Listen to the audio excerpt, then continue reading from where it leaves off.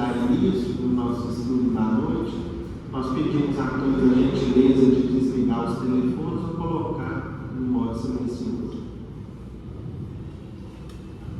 Querido Mestre Jesus, queridos amigos e benfeitores da Casa de Paulo de Tarso, nesse instante, reunidos, Mestre, em vosso nome, nós gostaríamos de elevar os nossos pensamentos, em primeiro lugar, como sempre deve e não poderia deixar de ser, para agradecer a bondade e a misericórdia divina por mais uma oportunidade que nos é dada de estarmos aqui reunidos, nos confraternizando na condição da família cristã, da família do coração, no propósito de aprendermos, refletirmos e levarmos um pouco conosco dessas luzes constantes que vertem do alto em nosso benefício e que se materializam em nosso favor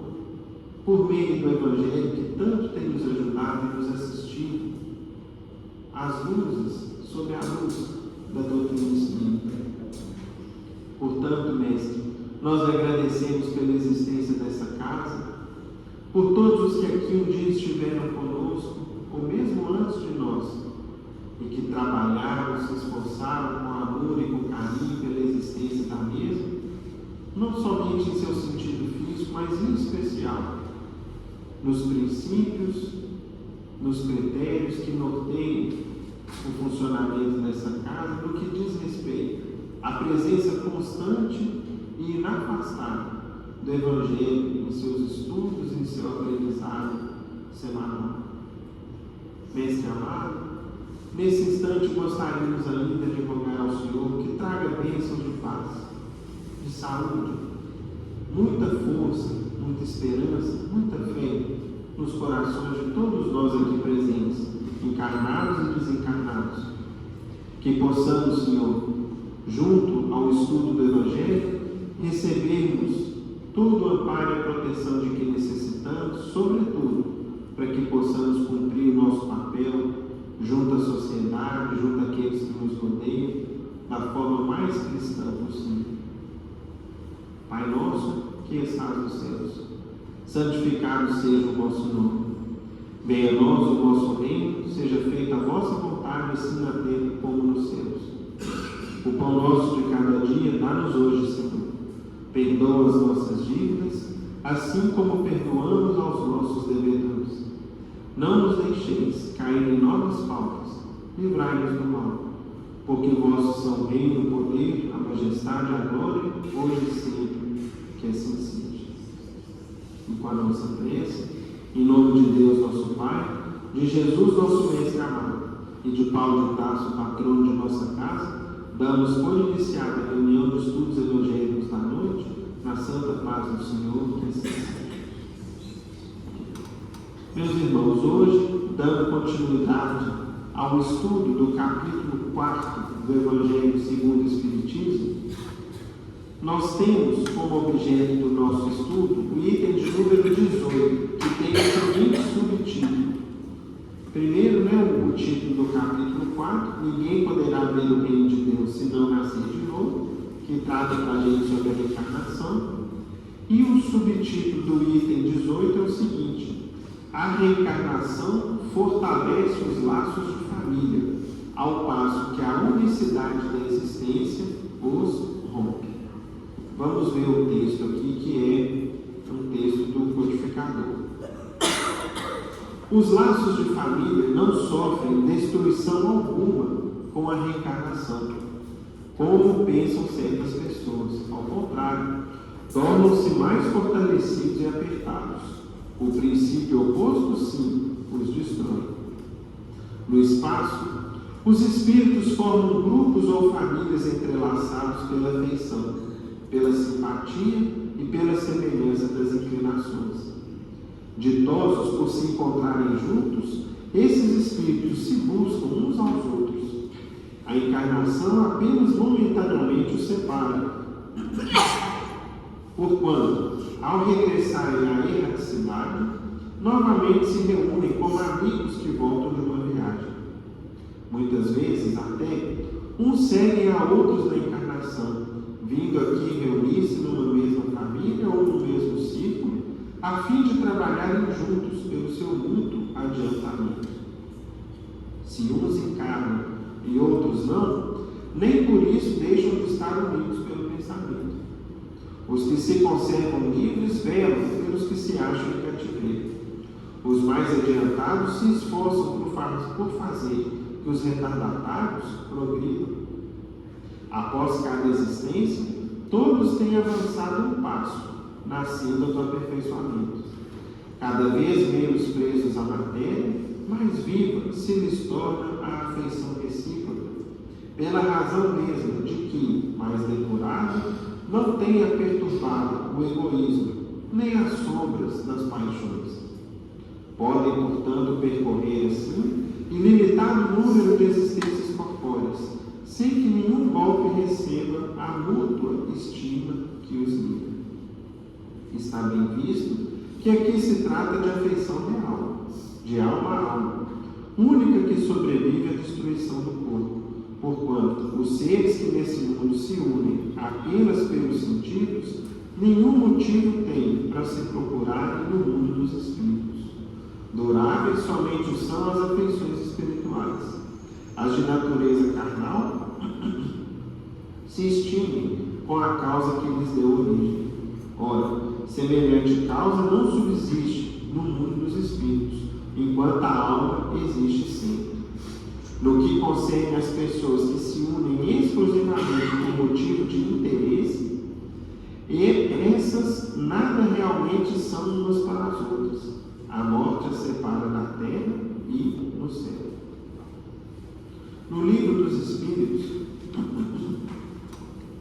nós temos a pergunta de número 204, que é a seguinte: já que tivemos muitas existências, nossa parentela se originou bem antes da nossa existência atual? Resposta: não pode ser de outra maneira.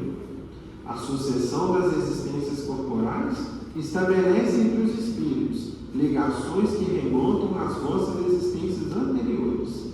Daí, muitas vezes, as causas de simpatia entre vós e alguns espíritos que vos parecem estranhos. Passamos a palavra ao Wilson, a fim de que dê início aos comentários da noite. Boa noite a todos. Nessa boa perspectiva de paz e de compreensão, sigamos em nosso caminho de obter mais um pouquinho de informação acerca da doutrina espírita. Praticamente estamos encerrando o mês aí de abril, como foi proposto pela casa. Nós encerramos aqui o estudo do capítulo 4. Ninguém poderá ver o reino de Deus se não nascer de novo. Nas palavras do tempo atual, nós fazemos quase uma maratona, né, Lucas? Vamos dizer assim, uma imersão acerca dessas tratativas em torno do tema abrangido pelo capítulo 4. E hoje nós vamos dedicar, então, a avançar e fechar esse estudo por meio do subtema que o Lucas fez já a leitura, que é do livro 18, que trata da reencarnação enquanto um instrumento que fortalece os laços de família e não aquele que, vamos dizer assim, rompe esses laços.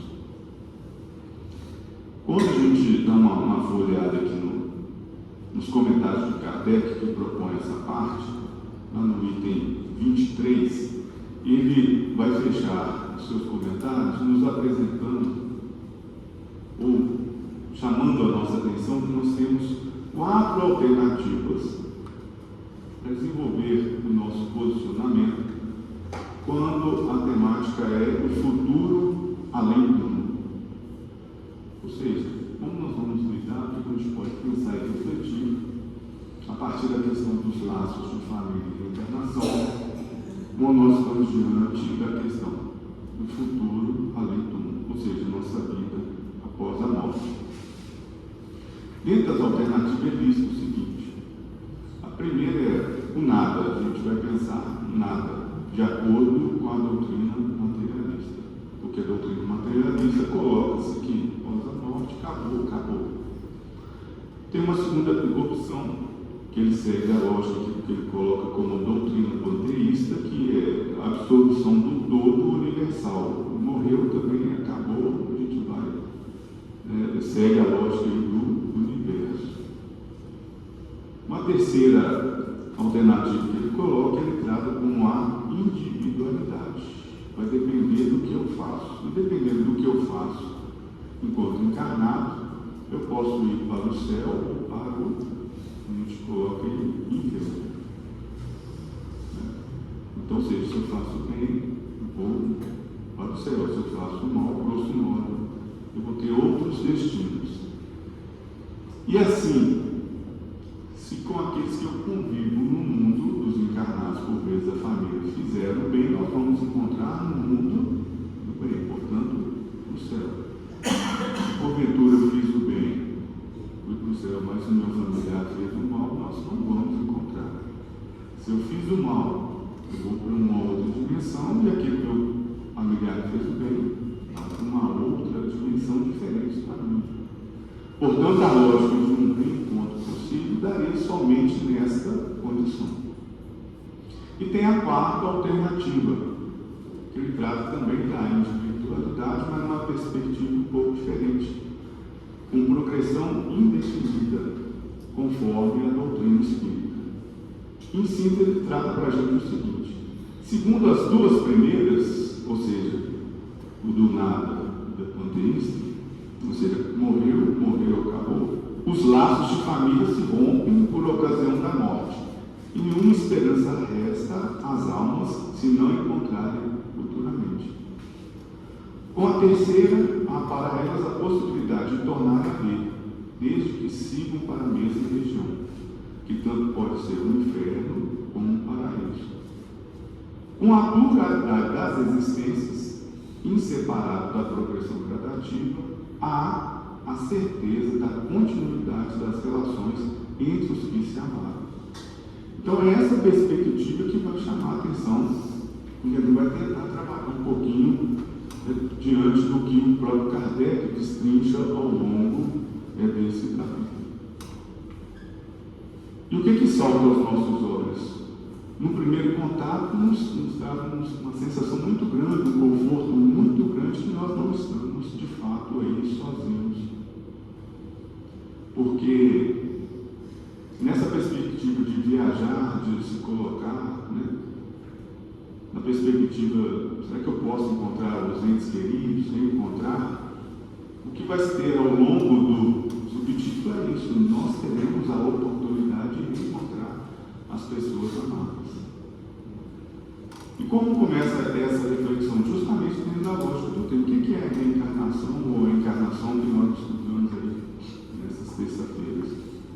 Vemos que são grandes oportunidades que nós temos de se apropriar do instrumento corpóreo para buscar a perfeição. Portanto, uma encarnação por vez não é suficiente, mas então as reencarnações, tantas quantas forem as necessárias, até que eu trabalhe os meus vícios. Não é isso? Buscando então a perfeição. Portanto, é um movimento de idas e vindas. Lógico, a experiência corpórea, portanto, carnal, não é o destino final nosso. Se não é destino final nosso, onde está? No mundo espiritual. No mundo espiritual. Portanto, as relações mais profundas, mais estáveis, mais duradouras, está onde? No mundo espiritual. E aí, no interior do capítulo, ele vem destacando esses pontos para a gente. O primeiro é que adverte que os laços de família não sofrem destruição alguma com a reencarnação. Ao contrário, tornam-se mais fortalecidos e apertados. Então, ou seja, os laços de família não sofrem destruição com a reencarnação, porque no mundo espiritual, no mundo onde nós estaremos fora do instrumento corpóreo, onde estão, portanto, as relações mais profundas. E é interessante por quê? Porque se assim refletirmos, e quando ele coloca nessa perspectiva, que é ao contrário, torna-se mais fortalecidos, por quê? Porque quem porventura fica, né, e acompanha o nosso aqui em carne, vai estar o quê? Torcendo por nós, pela nossa vitória, pelo nosso sucesso, diante das provas e expiações que nós temos que passar no mundo corpóreo. E vejam só, portanto, como interessante é de entender que existe, então, outros espíritos, irmãos nossos, vamos dizer, familiares nossos, uma outra perspectiva, torcendo por nós. E como é mais interessante quando a gente entende e compreende que, portanto, nós temos anjos da guarda, espíritos protetores, benfeitores espirituais, e aí nós temos nossos familiares que, por vezes, não estão encarnados, mas em outras dimensões, estão torcendo pelo quê? Pelo sucesso do nosso projeto de vida, que nós arquitetamos, projetamos, desenhando ainda no mundo espiritual. Que bom que você teve essa oportunidade para trabalhar a tolerância, a paciência, trabalhar o ódio, você vai ter essa oportunidade. Vamos torcer aqui por vocês, que é o que ele vem comentando. Por exemplo, o espírito na Terra, a encarnação, os espíritos se separam momentaneamente, então reforça aquilo que a gente mencionou, que essa separação do ponto de vista dos encarnados ela é momentânea. Muitas vezes uns seguem a outros na encarnação. Então, por vezes, até nossos próprios familiares ou componentes do além mundo estão aqui com a gente, quer seja na família corpórea, ou por vezes aqueles que nós sentimos tanto afeto, tanta atenção, tanto amor e tanto carinho, que a gente assimila como sendo, do que a gente chama aqui, como sendo da própria família. Né? E vem aquelas frases de efeito, eu gosto dele tanto que parece que é meu irmão, um pai para mim, uma mãe. São essas afinidades e quem sabe na arquitetura, né, do que foi projetado, estabelecido, acaba que esses irmãos nossos, familiares nossos, acabam por vir acompanhando a gente aqui também. Ditosos ou pouco, se encontrarem juntos esses espíritos, se buscam uns aos outros quando estão no momento de retorno ao mundo dos espíritos. Então, seja, a afinidade, o afeto é tamanho, tão estabelecido, que assim que a gente desencarna, a gente acaba sendo recepcionado, acolhido por esses irmãos, esses familiares que nós desenvolvemos e criamos num outro mundo. Se a gente vai ter a oportunidade de visualizá-los, contactá-los, aqui vai depender do nosso progresso, enquanto nós tivemos aqui as nossas provas e expiações. Então, portanto, nós estamos vendo que o conceito de família está sendo o quê? Alargado. Ele está sendo alargado. Na perspectiva de que, quanto mais eu trabalho, o meu egoísmo, vou superando os meus vícios e desenvolvendo e nutrindo o que, gente? O meu amor, mais pessoas eu tenho condições de buscar o afeto e ter afeto para com essas pessoas, de tal forma que cada um de nós teremos a capacidade de ter uma multidão de amigos em torno da nossa família espiritual. É o que ele chama aqui. Parece que por vezes nós temos medos da reencarnação na perspectiva de compreender o seguinte que ele menciona.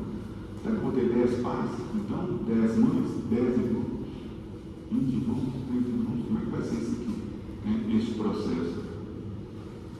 Então ele destaca isto, que na medida que nós vamos desenvolvendo, superando as nossas imperfeições, o nosso amor começa a se expandir de tal forma que todos passam a ter espaço no meu coração. no meu pensamento, no meu propósito. E aí ele comenta também que a união pelo pensamento e o cuidado fraterno. Nessa perspectiva de que, né, os bons fluidos, a preocupação que esses que ficam, né, no espaço, que esses que ficam no universo, projetam-se sobre nós nesta dimensão de que a gente deseja. Se uns encarnam, ele comenta, e outros não, nem por isso eles deixam de estar unidos pelo pensamento. Ele comenta da solidariedade perpétua, né? Os que fraquejam no caminho são ajudados e amparados pelos que amam. Há o estreitamento de laços de família entre os encarnados e os desencarnados. Então, tem-se lógica da reencarnação prejudicar, né, a lógica dos laços de família? Não. Pelo contrário, de fato, nessa perspectiva que a gente vislumbra, ela vem fortalecer esses laços de família. Tem alguém torcendo por mim, eu vou voltar, eles estão me amparando, eu vou reencontrá-los. Esse é um momento só, apenas aqui, de passagem. O que se conservam livres, velam pelo que se acha o cativeiro. Os mais adiantados se esforçam para fazer que os retardatários progridam. Após cada existência, todos avançam num passo na senda do aperfeiçoamento. Quando a gente observa aqui a questão 289 do Livro dos Espíritos, vai nos ajudar também a ter uma boa compreensão destes encontros. Nossos parentes e amigos costumam vir-nos ao encontro quando deixamos a Terra? Aí nós vamos cair nas alternativas do Kardec, né? Como que a gente pensa sobre isso, né? Então, nossos parentes e amigos costumam vir-nos ao encontro quando deixamos a Terra? Sim, os espíritos vão ao encontro da alma a quem são afeiçoados.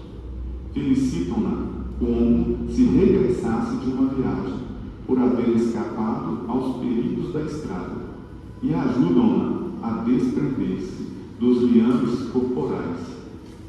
É uma graça concedida aos bons espíritos, os enviam ao encontro os que amam, ao passo que aquele que se acha maculado permanece em isolamento, ou só tem a rodeá-los os que lhes são semelhantes.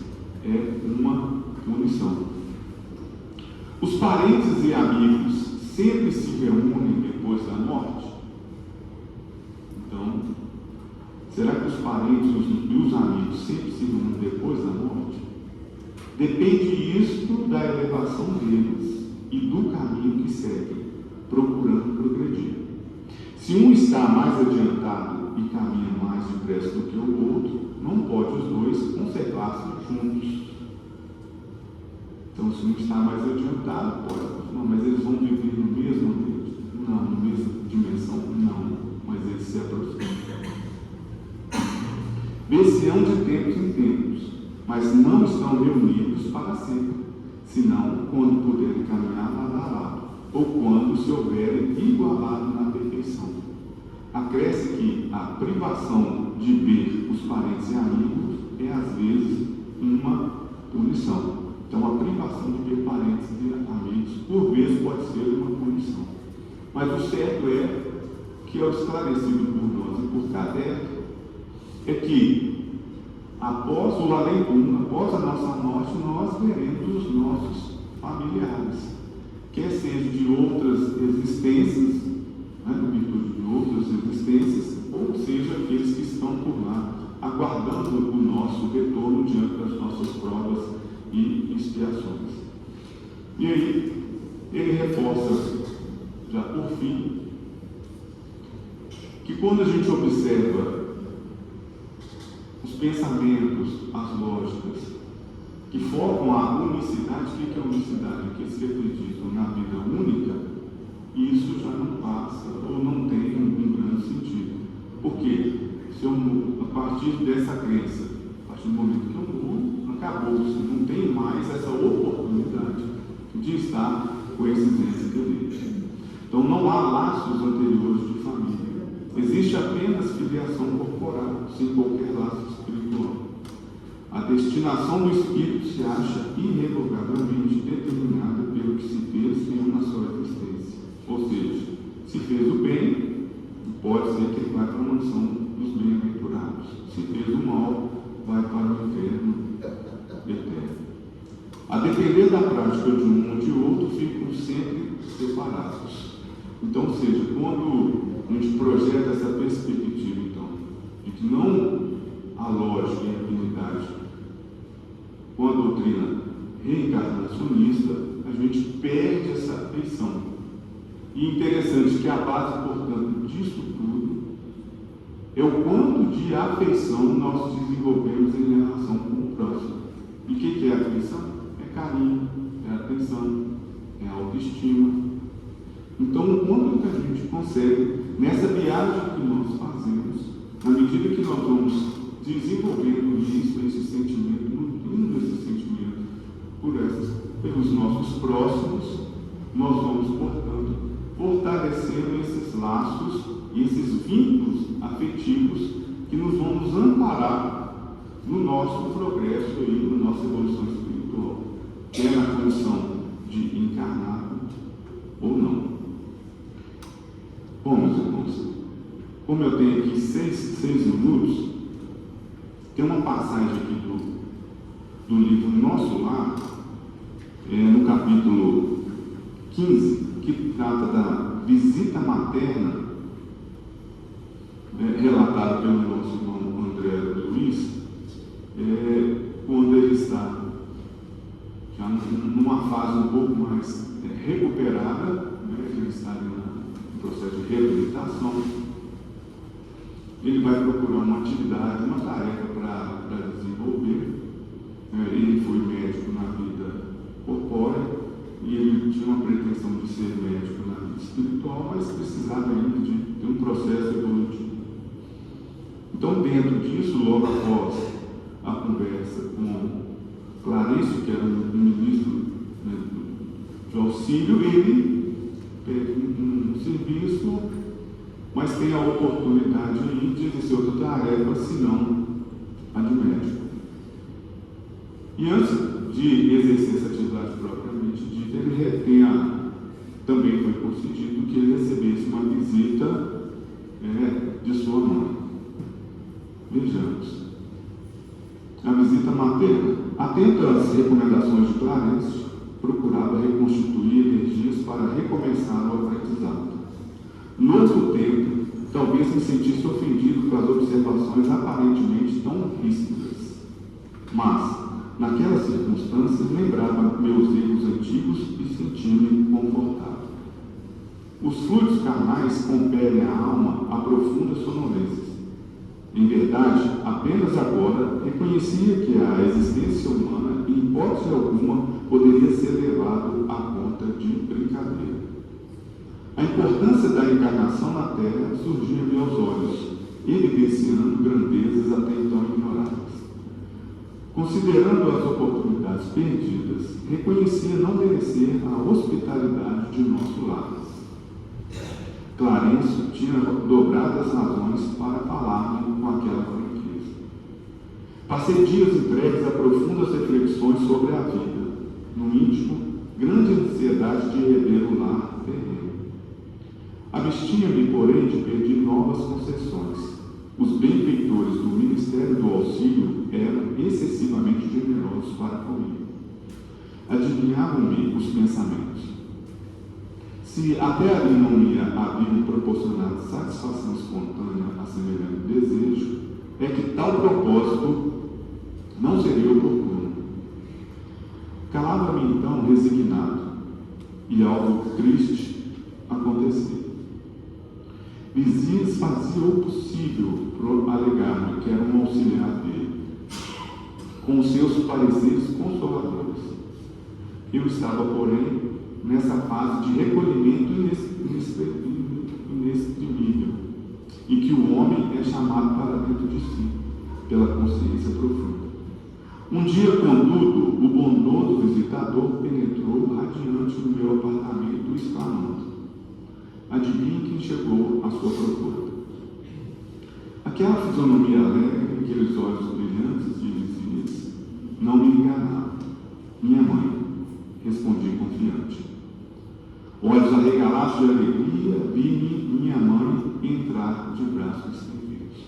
E aqui, meus irmãos, André já estava desencarnado, e sua mãe também estava desencarnada. O que aconteceu? Ele teve a oportunidade, então, de rever sua mãe. Então, isso vai acontecer com a gente? Certamente. Agora, isso traz conforto ou aflição para a gente? É isso que Kardec vem trazer.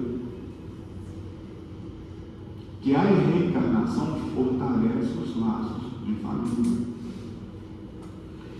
Olhos arregalados de alegria, vi minha mãe entrar de braços estendidos. Filho, meu filho, vem a mim, querido meu. Não posso dizer o que se passou então, sentindo criança, como no tempo em que brincava à chuva, pés descalços na areia do jardim. Quanto sentimento bom aflora, não é verdade? Abracei-me a ela, carinhoso, chorando de júbilo, experimentando os mais sagrados transportes da aventura espiritual. Beijei-a repetidas vezes, apertei-a nos braços, misturei minhas lágrimas com as suas lágrimas, e não sei quanto tempo estivemos juntos, abraçados. Afinal, foi ela que me despertou do enlevo, recomendando: vamos, filho, não te emociones tanto assim. A alegria também, quando excessiva, costuma castigar o coração. E em vez de carregar minha adorada velhinha nos braços, como fazia na terra, nos derradeiros tempos de sua romanagem por lá, foi ela que me enxugou o pranto copioso, conduzindo-me ao divã. Está ainda fraco. Não desperdices energia. Sentei-me a seu lado e ela cuidadosamente ajeitou-me a fronte cansada de seus joelhos, afagando-me de leve, confortando-me à luz de santas recomendações. Senti-me, então, o mais venturoso dos homens. Guardava a impressão de haver o barco de minha esperança ancorado em porto mais seguro. A presença maternal constituía infinito reconforto a meu coração. Aqueles minutos davam-me a ideia de um sonho tecido em trama de felicidade indivisível. Com um menino que procura detalhes, fixava-lhe as vestes, cópia perfeita de um de seus vestidos trajos caseiros. Notando-lhe o vestido escuro, as meias de lãs, a mantilha azul, contemplei a cabeça pequenina, aureolada de fios de neve, as rugas do rosto, o olhar doce e calmo de todos os dias. Mãos trêmulas de contentamento acariciavam-me as mãos queridas, sem conseguir articular uma frase. Minha mãe, todavia mais forte do que eu, falou com serenidade: nunca saberemos agradecer a Deus tamanhas dádivas. O Pai jamais nos esquece, meu filho. Que longo tempo de separação. Não julgues, porém, que me houvesse esquecido. Às vezes, a providência separa corações temporariamente, para que aprendamos o amor divino. Identificando-lhe a ternura de todos os tempos, senti que me reavivavam as chagas terrenas. Como é difícil alijar resíduos trazidos da terra. Como pesa a imperfeição acumulada em séculos sucessivos. Quantas vezes ouvi os conselhos salutares de Clarencio, observações fraternais lícitas, para renunciar às lamentações, mas ao carinho maternal, como que se reabriram velhas feridas. Do pranto de alegria passei às lágrimas de angústia, relembrando exacerbadamente os planos terrestres. Não conseguia atinar que a visita não era para a satisfação dos meus caprichos, e sim preciosa bênção de acréscimo da misericórdia divina. E aí segue um pouco a lição. Mas é isso. A reencarnação prejudica, atrapalha os laços de família? Não. Pelo contrário, ela fortalece. Portanto, no momento o filho encontra sua mãe, o filho numa situação ainda num processo de evolução, mas recebe atenção, o amor, o carinho, o afago de sua mãe. Assim como um vai ser um irmão querido, um pai querido, uma avó. Portanto, o que fica para a gente dentro dessa lógica da construção do capítulo é isso. Que nós não estamos sozinhos nesse processo de reencarnação. Que nós estamos vinculados a uma família universal. E que essa família universal torce por nós. Que a gente tenha ciência, sabedoria, boa compreensão. Para que eles, e todos eles, estão sempre ao nosso lado, justamente por nós. Então, que Deus continue amparando a todos nós nessa oportunidade de estudo, do estudo da doutrina espírita, que nos abre mais uma vez essa oportunidade de ampliar os nossos horizontes, de estender um pouco esses conceitos da família, de entender a importância da família, quer seja ela corpórea, mas quer seja ela espiritual, que a base disso tudo passa pelo quanto nós somos capazes de nutrir a afeição pelo nosso próximo. E nutrir a afeição pelo nosso próximo é trabalhar os nossos vícios, sobretudo o egoísmo, como nos diz, ou nos é mencionado aqui no livro dos Espíritos, que na medida em que a gente afasta-se disto, dessas informações, nós estamos recrudescendo o egoísmo no nosso lar. Então, que Deus possa amparar todos e iluminar o nosso irmão Lucas nos seus comentários, nas suas observações à noite. Meus caros amigos e irmãos, hoje nós estamos estudando um tema do capítulo 4, do Evangelho segundo o Espiritismo, que trata da reencarnação. E esse tema permite que a gente observe o seguinte: o Evangelho segundo o Espiritismo, à medida que o tempo vai passando, a gente percebe como que ele é todo entrelaçado. O que significa isso? Muitas vezes eu estou estudando um tema num capítulo, me remete a um outro capítulo, como um complemento, ou uma ponte que faz, enfim. É como se a gente estivesse aqui diante de uma malha de tecidos, onde um fio se entrelaça com o outro e eles todos juntos formam um pano, um tecido, algo útil e muito proveitoso para nós.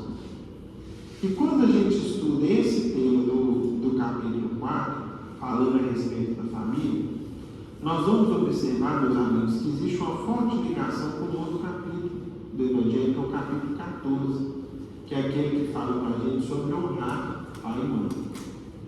E é um tema riquíssimo. Por quê? Porque vai mostrar para a gente, vai nos dar um enfoque, vai introduzir para a gente um tema essencial na nossa vida, que é o seguinte: a família sob a perspectiva das múltiplas existências. Ou seja, como que funciona a questão familiar, considerando que a gente tem muitas vidas? O próprio Kardec, conforme o Nilson trouxe há pouco, colocou aqui 3 outras hipóteses que enfraquecem e nos desanimam no que diz respeito à continuidade dos laços familiares. Aí vem o Espiritismo e faz o que para a gente? Olha, aqueles que se amam nunca se separam, vão estar sempre juntos. E aqueles que se odeiam também vão precisar se encontrar, até que o ódio vire amor. Mas como que faz para poder juntar quem se ama e quem se odeia, para que esse objetivo se cumpra? Aí tem uma instituição fantástica, que é a instituição da família. A família, meus irmãos, por meio dos mecanismos da reencarnação e por meio de uma bênção que de vez em quando a gente estuda aqui, que é o esquecimento do passado, faz com que nós nos unamos sobre uma mesma família consanguínea corporal, almas queridas, espíritos que são amigos nossos, com quem a gente já viveu no passado, às vezes 1, 2, 3, 10 existências, nós não sabemos quantas. Mas a gente percebe o seguinte: nós não temos pessoas da família que são amigos de verdade, pessoas com quem a gente tem o prazer de estar junto, em quem a gente confia, com quem a gente gosta de conversar, com quem a gente sabe que não, esse aí eu posso contar, que está sempre comigo. E outra coisa, não é sempre comigo para me apoiar em tudo, não. Quando eu estou errado, ele puxa o dele também e me fala. É meu amigo. Nós temos parentes assim, como nós temos também pessoas que, pertencentes ao nosso grupo familiar consanguíneo, material, são pessoas com as quais nós temos extrema dificuldade de conviver. Parece que eles sabem pôr o dedo na nossa ferida, pisar no nosso carro, nos colocar a teste, a paciência, a tolerância, todas as virtudes que a gente ainda nem tem ainda, mas que a gente está pelejando para ter. Parece que tem hora que vai tudo por água abaixo devido aos testes que eles nos submetem. E isso que a princípio parece algo aleatório, a toda a família é assim, muitas vezes a gente escuta, né? Vem o Espiritismo e explica para a gente assim, no detalhe, mas no detalhe, mostrando o seguinte: olha, esses que a gente tem facilidade de convívio, que são amigos, com quem a gente se sente bem, com quem a gente confia, combina, tudo dá certo, tudo é tranquilo, é porque é um amigo seu do passado. É um reencontro de pessoas que já se amaram, que são amigos, que uma ajuda a outra já de muito tempo. Da mesma forma que aquele que te testa, que te pirraça, né, que te põe à prova, que te irrita, possivelmente é um inimigo seu, um débito seu. Significa então que eu vou viver com ele tal como eu sempre vivi, às rusgas, igual gato e rato? Não. Não é para isso que Deus nos reuniu novamente. Nos reuniu para a gente aprender a conviver em paz, um respeitando o outro, um servindo ao outro, um ajudando ao outro. Vamos começar então a entender um pouco mais esse tema. Vamos aqui recorrer à ajuda de Emmanuel no livro, meus amigos, que é um livro riquíssimo para que a gente entenda não só a questão da dinâmica familiar, como também a questão do nosso mundo íntimo, da nossa sensibilidade, né, das nossas emoções. É um livro de Emmanuel intitulado Vida e Sexo. É um livro que traz grandes lições e grandes aprendizados para nós. Nesse livro, no capítulo 2, nós temos um capítulo intitulado assim, ó, Família. Ele começa citando o item 8 do capítulo 14 do Evangelho segundo o Espiritismo, que diz: há, pois, duas espécies de famílias: as famílias pelos laços espirituais e as famílias pelos laços corporais, ou sanguíneos. Duráveis, as primeiras se fortalecem pela purificação e se perpetuam no mundo dos espíritos, através das várias migrações da alma. Então, a família espiritual, o que acontece com ela? Ela fortalece com o tempo. Ou seja, se alguém um dia conviveu comigo na família e era meu amigo, era alguém que eu amava muito, pode ter certeza, um dia você vai me encontrar com ele, vocês vão estar juntos mais cedo ou mais tarde, no mundo espiritual, e quem sabe também, talvez, no mundo físico de novo, nesse ou em outros, porque esses laços vão se fortalecendo com o tempo. As segundas, ou seja, as famílias pela carne, pela consanguinidade, frágeis como a matéria, se extinguem com o tempo e muitas vezes se dissolvem moralmente já na existência atual.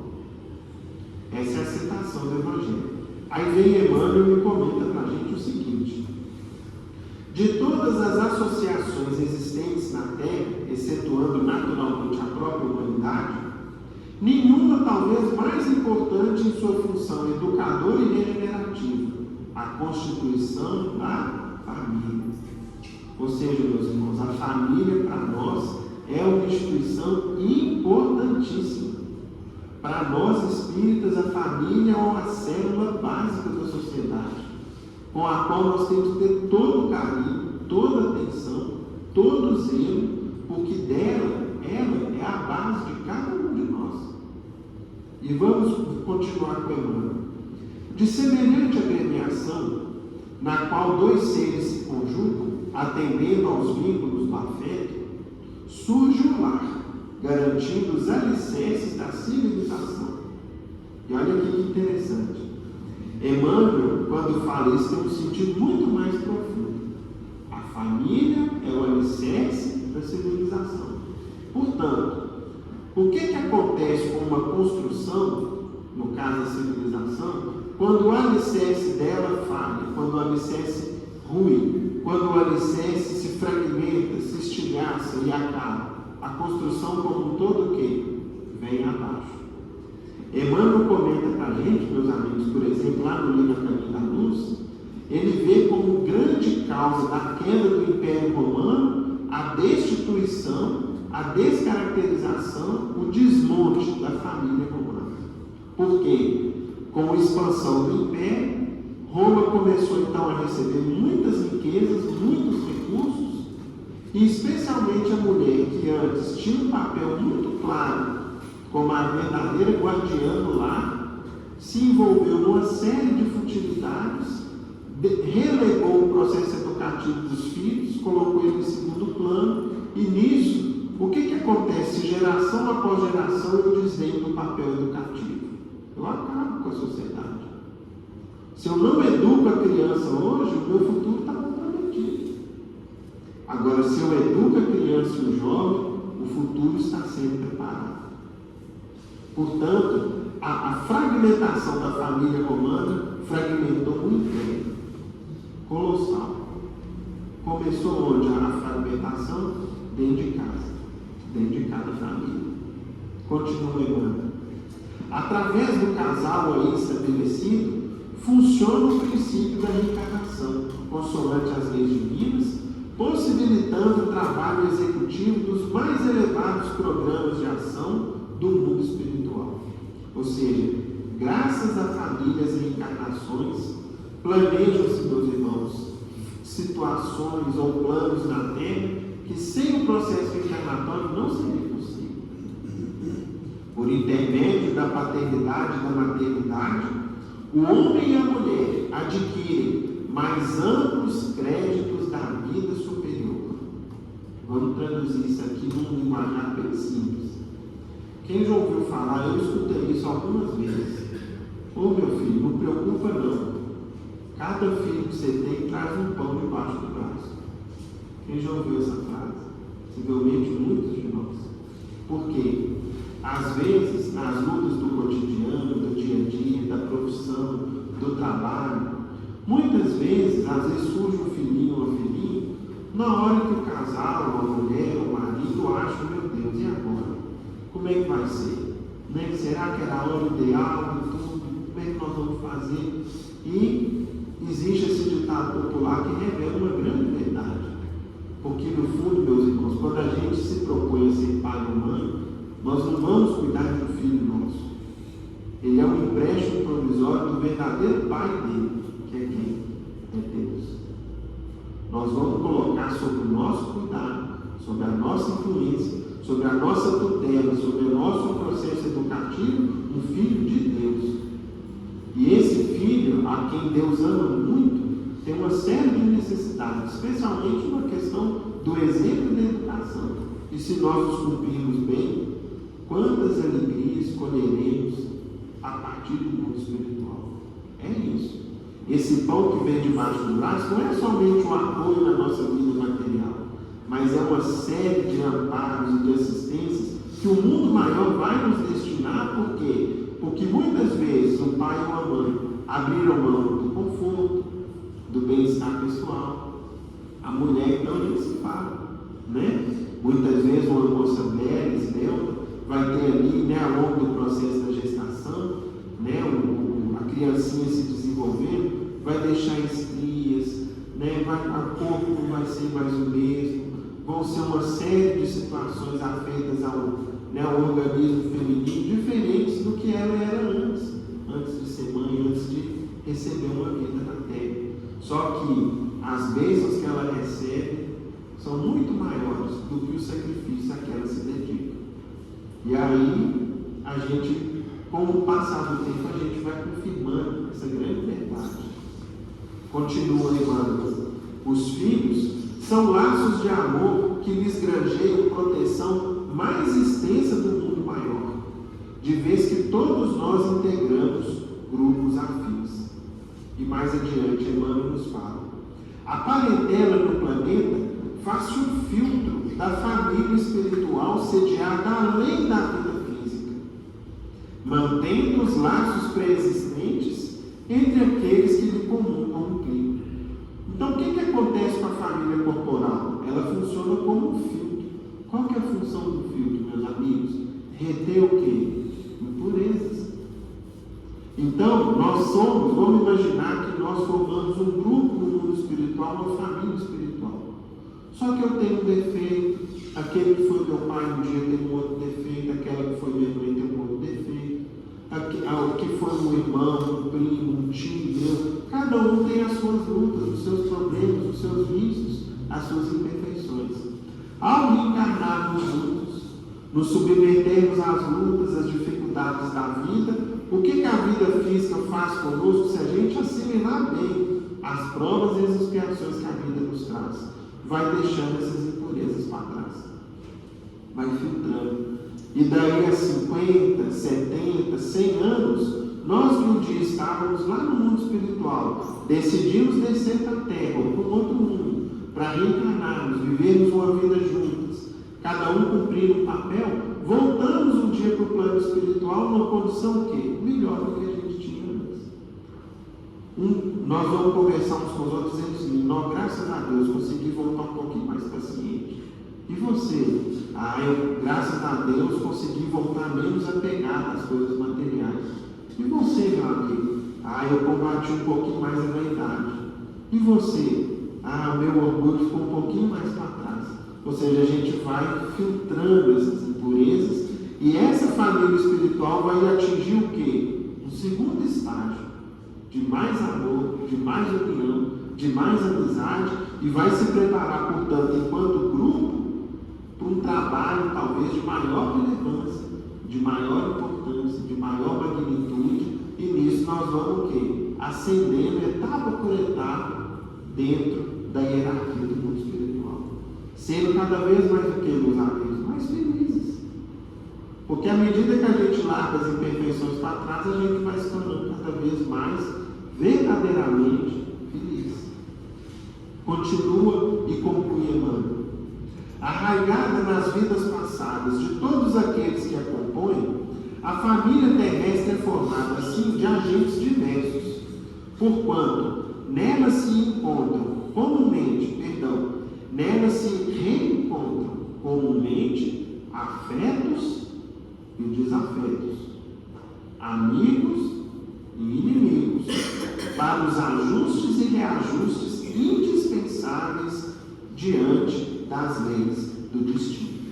Então, esse é o mecanismo maravilhoso da família consanguínea. É por meio dela que nós fortalecemos, ampliamos e aprimoramos a nossa família espiritual. É por meio dela que nós muitas vezes vamos nos aproximar e nos tornar ainda mais amigos, próximos e felizes junto àqueles com quem a gente já conviveu um dia. Quem de nós aqui não se lembra de alguém que a gente tem muita saudade e gostaria de rever no plano espiritual? O índice leu há pouco para a gente o reencontro de André Luiz com a mãe dele. Quantos de nós aqui não almejam, como se fosse um verdadeiro prêmio, um presente de valor inestimável, o reencontro com o pai, com a mãe, com o avô, uma avó, um tio querido? Isso tudo está no nosso alcance, meus irmãos. É questão de tempo e de esforço individual nosso. Porque a espiritualidade nos explica o seguinte: não nos basta chegar ao mundo espiritual para que esse encontro se efetue. Porque dependendo das circunstâncias da nossa vida atual, infelizmente nós podemos não ter o merecimento de encontrar aqueles a quem a gente ama. Por exemplo, vamos dar aqui um exemplo extremo. Eu amo tanto a pessoa, amo tanto, quero tanto rever ela, que eu tiro a minha própria vida para me chegar ao mundo espiritual e me encontrar. Aí o Espiritismo vem e fala o seguinte para a gente: não se iluda, isso não vai acontecer. Se você fizer isso, meu amigo, você vai ficar mais distante dela. Vai ser muito difícil para você acontecer esse encontro. Então é o seguinte, se ela ou ele foi primeiro que você e você almeja esse encontro, faça por merecê-lo. Se esforce hoje de ser uma criatura melhor, que quanto mais a gente se esforçar, maior a chance desse encontro, que um dia vai ser um motivo de muita alegria para nós. Conforme a gente viu André Luiz narrando no reencontro dele com a mãe. Pois bem, meus amigos, dentro do mesmo livro Nosso Lar, quando eu vi o Whindersson trazendo aqui, eu falei, vixe, pegou o mesmo trecho do meu, né? Mas felizmente não foi não. Então, são essas aparentes coincidências que acontecem nos estudos solares, mas que tudo tem uma programação. Que às vezes a gente que está aqui nessa tarefa que nos é tão querido, pode não perceber, mas o tempo vai só mostrando isso para a gente. Nós pegamos um trecho mais adiante do livro. Vamos fazer aqui uma rápida disposição e em seguida nós vamos fazer a leitura aqui do trecho que nós vamos compreender direitinho como é que acontece esse processo. Como que a família espiritual vem, reencarna, volta para o mundo espiritual, para depois o quê? Programar uma nova vida. Até o ponto em que a gente esteja o quê? Bom, agora o planeta já não tem mais nada para nos ensinar. Ou eu já não tenho mais nenhum débito que me prende à Terra. Isso vai nos permitir o quê? Novas viagens, novas encarnações, novos aprendizados. Então, para a gente entender isso, vamos fazer aqui uma rápida exposição. O livro Nosso Lar conta para a gente, meus amigos, do desencarne de André Luiz, que é um pseudônimo de um médico, que chegou ao mundo espiritual numa situação de muito sofrimento, foi para uma região de sofrimento denominada umbral, é um termo genérico que designa as várias regiões de sofrimento que existem. Passou alguns anos lá até o momento em que ele foi socorrido e levado para uma colônia chamada Nosso Lar. É uma cidade no mundo espiritual belíssima, muito mais bonita e grande, ampla e esbelta, enfim. Tudo que a gente possa imaginar de uma bela cidade no mundo físico, lá é ainda mais belo, mais funcional, enfim, está no nível superior. Ao chegar nessa cidade, ele passou por um período de tratamento dentro de um hospital da cidade Nosso Lar. Chegou um ponto em que ele teve alta do tratamento. Só que a mãe dele que o visitou, ela não residia em Nosso Lar. Ela era uma alma ainda mais evoluída, residia, meus amigos, numa colônia espiritual superior. Ou seja, os méritos dela, as qualidades da alma dela, davam a ela a possibilidade de residir numa colônia ainda mais feliz e evoluída. E, portanto, quando ele teve alta, teve um amigo dele, de nome Lísias, foi até citado pelo Whindersson, que se propôs a receber em sua própria casa dentro da colônia de Nosso Lar. Bom, como que era a casa de Lísias? Nessa casa moravam Lísias, sua mãe, aquela que havia sido a mãe dele na terra, de nome Laura, duas irmãs, de nome Yolanda e Judite, e a mãe esperava pela chegada de uma outra filha, de nome Teresa. E já havia chegado também à casa dela uma neta, de nome Heloísa. Isso aqui está ao longo dos capítulos do livro Nosso Lar, nós estamos contando aqui rapidinho. E André Luiz foi recebido como um hóspede, embora não tivesse ali um laço familiar anterior, foi recebido com muito carinho por eles na qualidade de um hóspede, foi acolhido na casa da dona Laura. Num certo ponto, ela então começou a explicar, aqui mais especificamente no capítulo 21, depois quem quiser recapitular e ler os detalhes, pode ir lá procurar. Ela começou a explicar para André como que funcionava a questão da casa onde eles moravam, bem como também dessa dinâmica da família ao longo do tempo, entre o plano físico e o plano espiritual. Vamos ver aqui como que é interessante, meus amigos. Ela disse o seguinte para André: nossa casa aqui foi conquistada pelo trabalho perseverante de meu esposo, que veio para a esfera espiritual muito antes de mim. Então Então, olha o que aconteceu. O marido morreu primeiro, chegou no mundo espiritual e começou a trabalhar. Né? É como se eu tivesse aqui na terra, tivesse noivo, e o seguinte, eu tenho que dar um jeito, né, de alugar uma casinha ou comprar uma casinha, que tem um ditado antigo que brinca assim, né? Quem casa quer casa, né? Ou seja, a gente tem que ter um cantinho nosso. Então ele chegou no mundo espiritual, começou a trabalhar muito, preparando ali para o momento que ela chegasse também.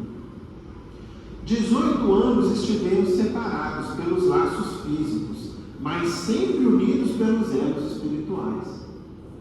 Ricardo, porém, não descansou. Recolhido a nosso lar, depois de certo período de extremas perturbações, compreendeu imediatamente a necessidade do esforço do trabalho, preparando-nos um ninho para o futuro. Ou seja, ele foi chegando lá, numa certa altura, falou com ele o seguinte: ó, meu amigo, daqui a um tempo sua mulher, né, sua esposa e seus filhos vão chegar aqui. Você precisa acolher eles. Ele, opa, então, preciso trabalhar. Né? Quando cheguei, estreamos a habitação que ele organizara com esmero, aumentando a nossa alegria. Desde então, meu esposo ensinou-me conhecimentos novos. Minhas lutas na viuvez haviam sido intensas. Ou seja, ela ficou 18 anos viúva. Muito moça ainda, com os filhos novos, tive de enfrentar serviços duros, à custa de testemunhos difíceis. Ou seja, imagine ela viúva com 4 filhos, né? Talvez numa época onde a mulher tinha ainda mais dificuldade para trabalhar fora, foi a luta que ela enfrentou. Às vezes a questão da previdência também era muito precária, às vezes ele deixou ou não alguma pensão, enfim, ela passou muita luta. Proporcionei aos nossos filhos valores educativos de que eu podia dispor, habituando-os, porém, muito cedo aos trabalhos árduos.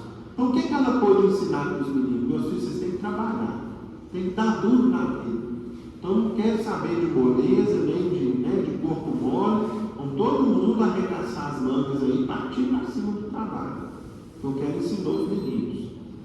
Compreendi depois que a existência cheia de serviço me livrou das angústias do umbral, por colocar-me ao lado de muitas e perigosas tentações. Aí, gente, o que o outro ditado popular fala? Mente vazia, oficina do diabo. Ela não tinha tempo nem para pensar. Era uma luta de trabalho, uma luta era uma vida de muita luta para ela e para os filhos. Resultado, qual foi a bênção disso? Um tanto de tentação não tinha nem espaço na cabeça dela, né? Estava ali sempre lutando e trabalhando. O suor do corpo ou a preocupação justa nos campos da atividade honesta constituem valiosos recursos para a elevação e defesa da alma. Reencontrar Ricardo, tecer novo ninho de afetos, representava o céu para mim. Para ela estava no céu. O reencontro com um companheiro querido, depois de uma vida de lutas. Durante anos consecutivos, vivemos a vida de muita alegria, trabalhando por nossa evolução, unindo-nos cada vez mais e cooperando para o progresso efetivo daqueles a quem a gente ama. Então eles ficaram lá felizes, os dois, continuaram a trabalhar na colônia, continuaram a ajudar talvez os filhos e os netos no mundo físico, né? Ou seja, não ficaram ali numa vida contemplativa. Com o correr do tempo, Lísias e Yolanda e Judite reuniram-se a nós, aumentando nossa felicidade. Então o tempo foi passando, o filho desencarnou, o outro desencarnou, o outro desencarnou, já estava lá a família reunida de novo onde? Em nosso lar. Agora, certamente por quê? Porque aquela mãe desde cedo ensinou os filhos o quê? A ser amigos, a serem unidos. Se eles vivessem em pé de guerra na família física, será que eles iriam se reunir em harmonia no mundo espiritual? Talvez não. Né? Então, meus amigos, a importância que tem para a gente viver em paz, dentro de casa, é muito importante. Mais adiante, a vontade nossa era ler o capítulo todo, mas o tempo vai avançando e vai acabando aqui. Ela contou o seguinte para o André, ó. Segundo ela diz o seguinte, ó: mas a esfera do globo nos esperava, ou seja, o mundo nos chamava. Se o presente estava cheio de alegria, o passado nos chamava a contas, para que o futuro se harmonizasse com a lei divina. Ou seja, no presente estava muito bom, só que e o passado? Estava cheio de problemas para resolver. E para que tem que resolver os problemas do passado? Para que o futuro fique em paz. Não podíamos pagar a terra com boas obras, e sim com o suor honrado, fruto de trabalhos. Dada a nossa boa vontade, aclarava-se-nos a visão relativamente ao pretérito doloroso. A lei do ritmo exigia, então, a nossa volta. Então, o que começou a acontecer com eles? Passado algum tempo, eles passaram a sentir um incômodo, fruto que, meus amigos, dos erros de um passado mais distante. E ela vai explicar aqui, mais um pouquinho à frente nesse capítulo. Quando se desenvolveu em mim e em Ricardo a nossa visão interior, as lembranças vagas nos causavam perturbações de vulto. Então eles começaram a ter incômodos, fruto de situações ocorridas no passado mais remoto. Coincidiu que meu marido partilhava o mesmo estado de alma. Resolvemos ambos consultar o assistente Longobardo. Esse amigo, depois de minucioso exame das nossas impressões, nos encaminhou ao Ministério de Esclarecimento. Recebidos com carinho, tivemos acesso, em primeiro lugar, à seção do arquivo, onde todos nós temos anotações particulares. Olha aí que legal. Lá no mundo espiritual tem um arquivo. Antigamente, a gente ia imaginar um arquivo de aço daqueles de gavetão, assim, com tudo lá escrito, Hoje talvez a gente já imagine um computador, um pendrive, um arquivo eletrônico que existe lá, que tem registrado o quê? Tudo, que é toda a trajetória nossa. Aconselharam-nos então os técnicos daquele ministério a ler nossas memórias durante 2 anos, sem prejuízo da nossa tarefa, ou seja, vocês continuem trabalhando e todo dia ou no fim de semana vocês vêm cá ver a respeito do passado seus, abrangendo o período de 3 séculos. Então os benfeitores falaram o seguinte: vocês têm direito, vamos supor, hoje nós estamos no século 21, menos 3, é como se hoje o benfeitor falasse assim: Lucas, você pode ir consultar seu passado até o século 18, tá? Você não vai mais para trás, não. Você vai até o século 18. Nós vamos ver aqui porque, o chefe do serviço de recordações não nos permitiu a leitura de fases anteriores, declarando-nos incapazes de suportar as lembranças correspondentes a outras épocas. Ou seja, até esse ponto você aguenta conhecer o que você foi. Mais para trás, meu amigo, você vai se desestabilizar. Você não vai, você não consulta. Ou seja, meus amigos, aí a gente vai ler o que é o passado nosso, o que é o nosso passado reencarnatório. E bastou a leitura para que se sentisse na posse das lembranças? Perguntou André Luiz.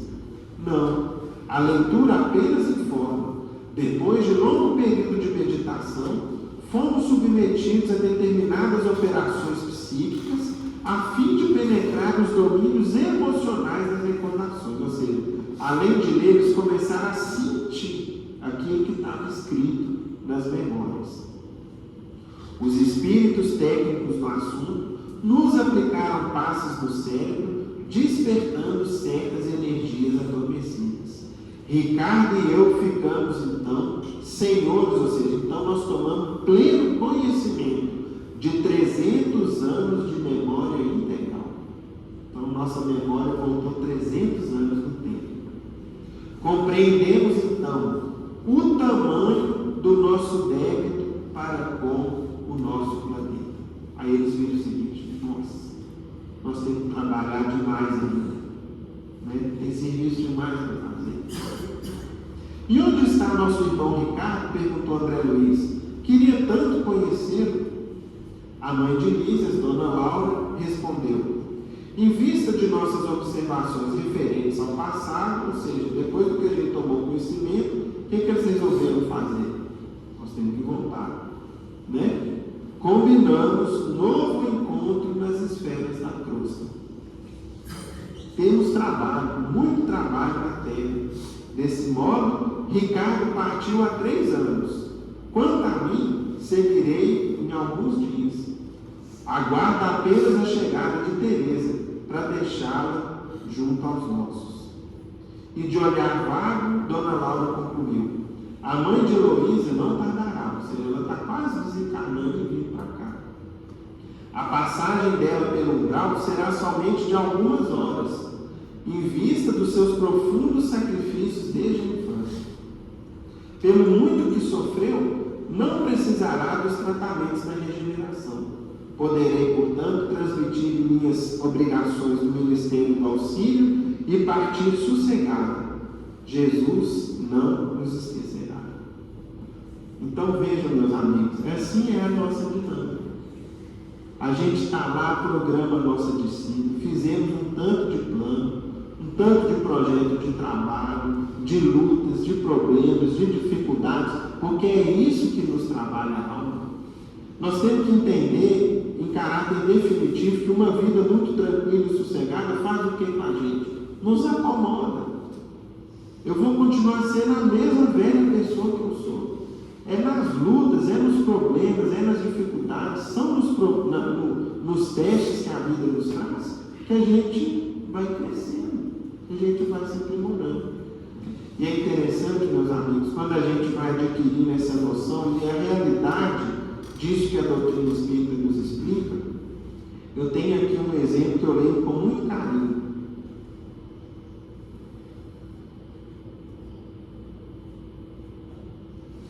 Que é do meu avô. Ele dizia, ele brincava com a gente nos últimos anos o seguinte: ó, eu vou ficar lá um pouquinho, depois eu estou voltando. Vocês guardam a casa que eu consegui, que eu vou precisar dela, e a minha alegria é que eu vou chegar e já vou ter o solar pronto, funcionando. E ainda falou a frase de Paulo, no último dia de vida dele: havia combatido com combate E guardado a fé, né? Então, meus amigos, quando a gente entende a vida assim, é muito bonito. Isso enche o coração da gente, porque a gente vê o seguinte: nós estamos passando aqui. A nossa verdadeira vida é lá.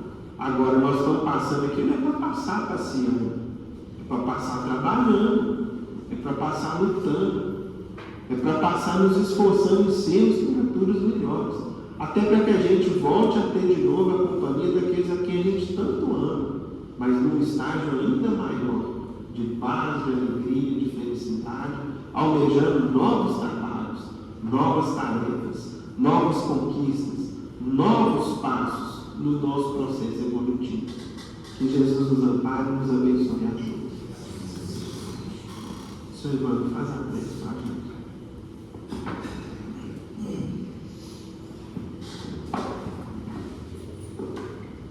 Querido Mestre Jesus, nós estamos elevando o pensamento a vós, agradecendo, Senhor, por essa oportunidade de encontrarmos reunidos em vosso nome. Essa noite, o Consolador prometido nos explicou mais um capítulo da lei de evolução e progresso.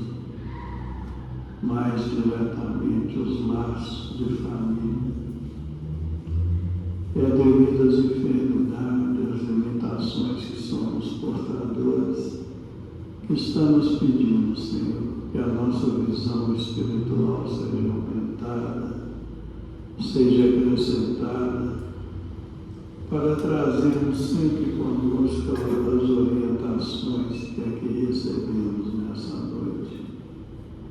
Pedimos, Senhor, que as vossas bênçãos se estendam sobre todos nós que aqui nos encontramos, encarnados ou desencarnados, como também àqueles que irão assistir essa reunião pela internet, que eles também possam receber, aonde se encontram, aquilo necessário ao seu esclarecimento espiritual.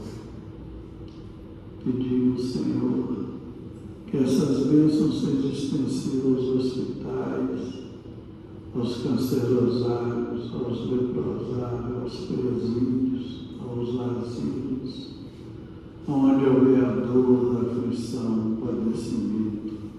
Que o emissário seu esteja sempre presente, levando consolo, a resignação, a paz. Ave Maria, cheia de graça, o Senhor é convosco. Bendita sois vós entre os anjos, bendito o fruto do vosso ventre nasceu, Jesus. Santa Maria, Mãe de Jesus, rogai a Deus por nós, pobres pecadores, encarnados e desencarnados, hoje, agora e sempre, que assim seja. Devolvemos a palavra ao nosso irmão Lucas, para que ele possa encerrar a reunião da noite.